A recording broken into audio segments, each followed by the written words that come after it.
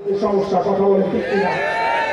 এই জন্য يحمل هذا العلم من كل خلف عدوله ينفون عنه تحريف الغالين وانتحال المبتلين وتعديل الجاهلين الله الرسول صلى الله عليه وسلم পরিষ্কার হাদিস এই ইলমকে বহন করবে উম্মতের পরবর্তী উলামায়ে কেরাম যারা বাতিলদের মুখ উন্মোচন করবে, যারা ইসলামের অপব্যাখ্যাকারীদের সঠিক ব্যাখ্যা উম্মতের সামনে নিয়ে আসবে, যারা মূর্খ লোকদের কোরআন হাদিস সম্পর্কে মূর্খতাকে উম্মতের সামনে খুলে খুলে বর্ণনা করবে।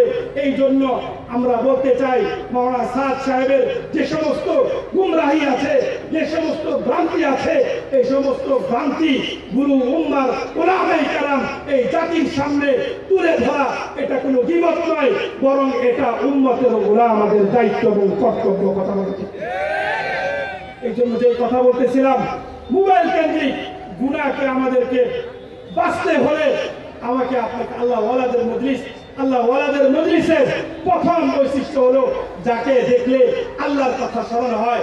2 নম্বর বৈশিষ্ট্য যার মজলিসের মধ্যে বসলে পরকালের চিন্তা বাড়ে। 3 নম্বর বৈশিষ্ট্য যার মজলিসের মধ্যে বসলে কোরআন সুন্নাহর জ্ঞান করে। কথা বলেন ঠিক কিনা? এখন দেখা যায় যে সমস্ত আলেমদের মজলিসে বসলে কোরআন সুন্নাহর ইলম বাড়া তো দূরে থাক, বরং কোরআন সুন্নাহর অপব্যাখ্যা এগুলো যদি আমি খুলে খুলে বলি, এখানে উলামায়ে কেরাম আছেন, ওনারা জানেন এই সমস্ত বিষয়। কিছু বিষয় আছে সম্পূর্ণ ইলমি, আর কিছু বিষয় আছে একদম স্বাভাবিক। তাহলে ওই সমস্ত বিষয়ে দেখা যাবে গুমরাহগুলো পরিষ্কার।